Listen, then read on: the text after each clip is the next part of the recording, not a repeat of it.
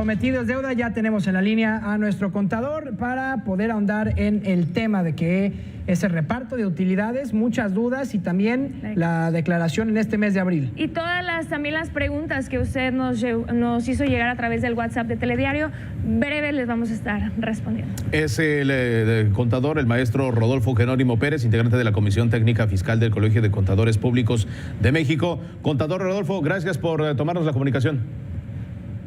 Al contrario, gracias a ustedes, un gusto saludarles a ustedes y su auditorio.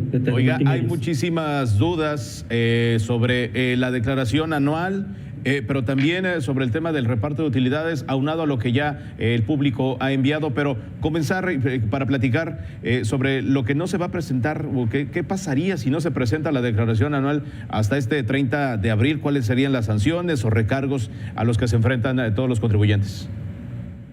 Sí, claro, si no se presenta la declaración hay tres efectos. Uno es opinión negativa para el contribuyente. La segunda es se causan recargos en caso de tener impuesto a cargo a una tasa del 2.07 mensual sobre el impuesto actualizado. Entonces ya hay un efecto negativo a partir del 1 de mayo.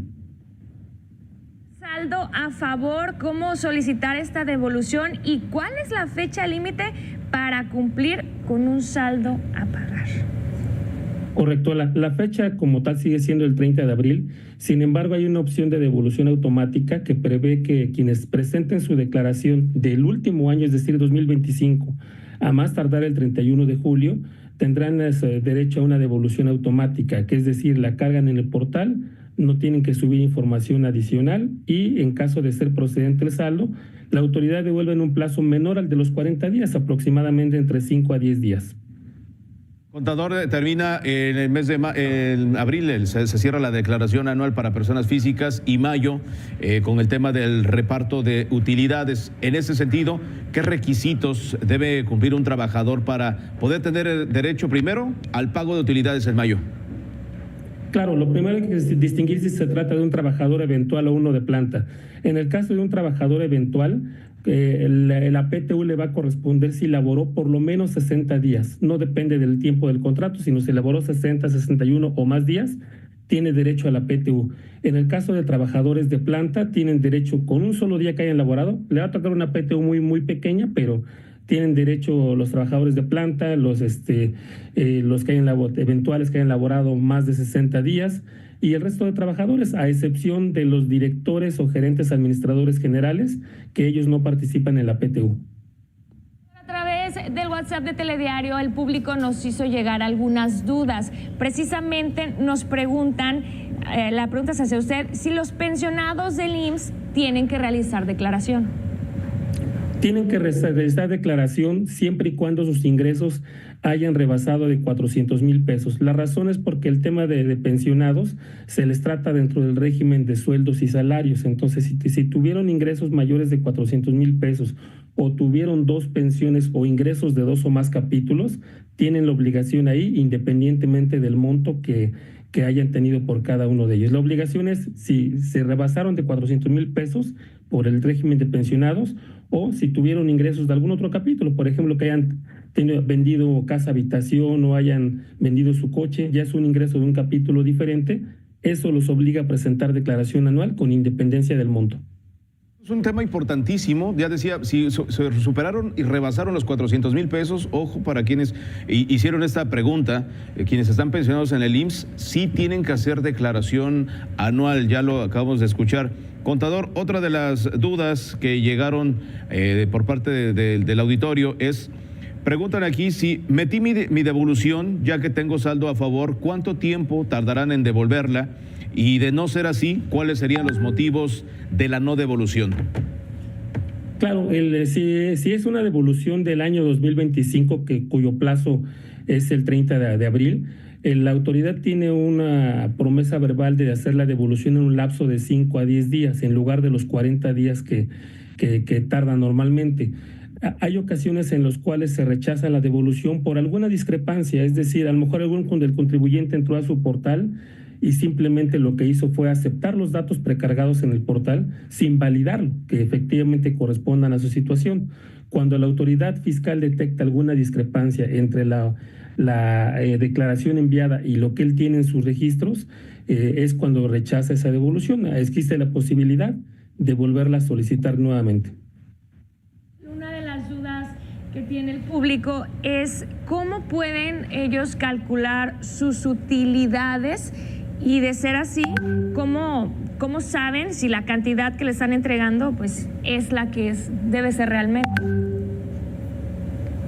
Bueno, en principio la Ley Federal del Trabajo señala que las empresas tienen la obligación de presentar ante el sindicato de trabajadores o una parte representativa de ellos un extracto de la declaración anual, así como del proyecto de utilidades que les corresponde a los trabajadores. Se les entrega para observaciones y de no haber inconformidad es lo que se decreta. Entonces sería a través de su representante sindical con quienes en su caso pudieran tener el acercamiento a ver si les están distribuyendo de manera correcta. Si la empresa no cumplió con esta obligación, ahí por supuesto hay otros mecanismos como la Procuraduría Federal de la Defensa del Trabajo, ante la cual puedan acercarse a los trabajadores. Contador, estoy seguro que la mayoría pues no nos gusta hacer este tipo de procesos, es mucha flojera. Y además siempre que tiene que ver con el tema lo ven como todo un viacrucis. La importancia de que se acerquen con algún especialista que les pueda apoyar en caso de tener alguna duda, que también sean muy meticulosos y que se vayan con el de su confianza, porque luego también las estafas por parte de algunos contadores sin ética o moral y pues con algunas mañas o malas prácticas es lo que luego puede generar algún tipo de problemática.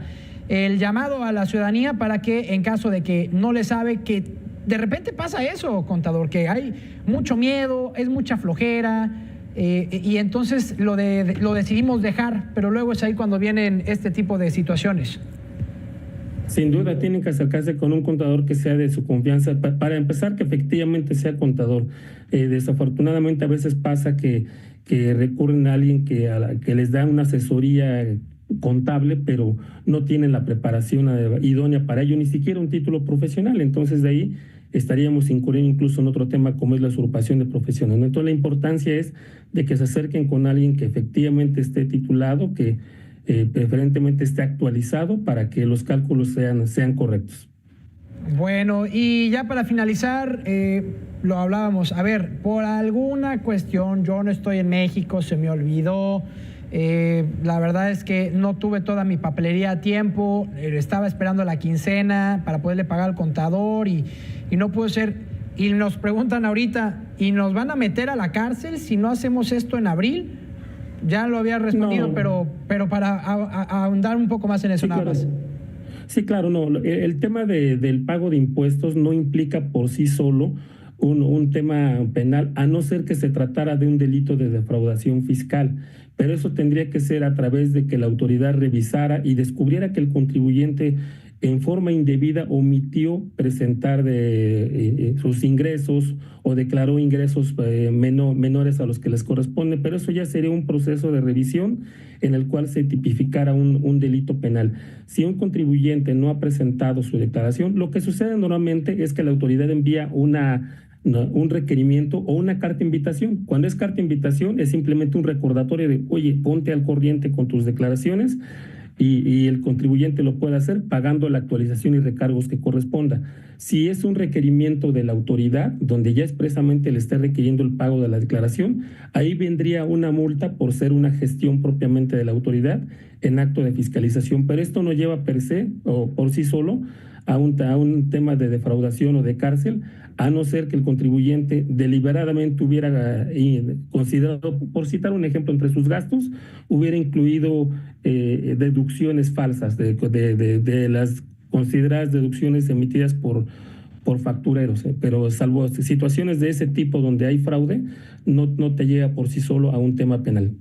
Bueno, pues sin duda alguna temas de gran interés para todos los contribuyentes, para el auditorio, y siempre recordarles que si hay alguna otra duda que tengan, pueden enviarla a 5580800606 y posteriormente estaremos recapitulando todas estas dudas para que posiblemente el fin de semana estaremos resolviendo nuevas dudas referentes a, o incluso otras más que pudieran hacer los especialistas, como el maestro, el contador Rodolfo Jerónimo Pérez, integrante de la Comisión Técnica Fiscal del Colegio de Contadores Públicos de México, a quien le agradecemos mucho que nos haya tomado esta comunicación para poder resolver estas preguntas y sobre todo para que el auditorio tenga más claro todo lo que tenga que ver sobre la declaración anual, que es, sí, como ya decías, puede convertirse en un vía crucis, pero también, Monse, Rodrigo, sí, es un tema importante lo que va a suceder en mayo, el tema el reparto de utilidades. Bueno, muchísimas gracias, contador. Al contrario, gusto en saludarles y un saludo a su auditorio. Gracias.